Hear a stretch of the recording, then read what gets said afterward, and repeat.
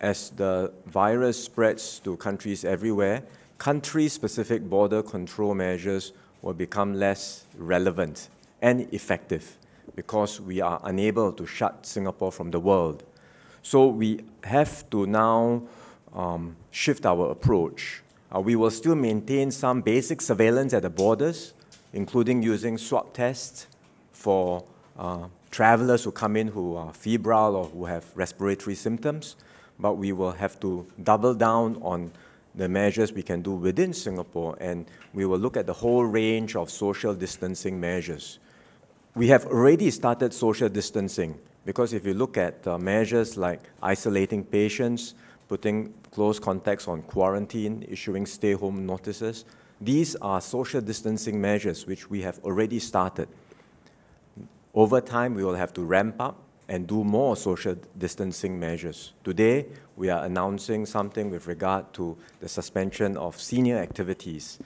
Going forward, we will look at the fuller range of social distancing measures we can put in place, including for public events, community activities, school closures, workplace, social distancing, including things like staggered hours, telecommuting, as well as religious services too.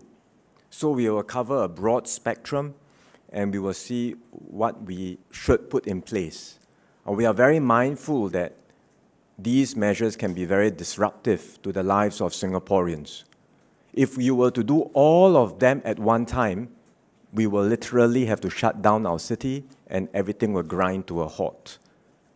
If you were to start some of them too early, people may become fatigued, and then you cannot sustain the measures, and then it will not be effective either.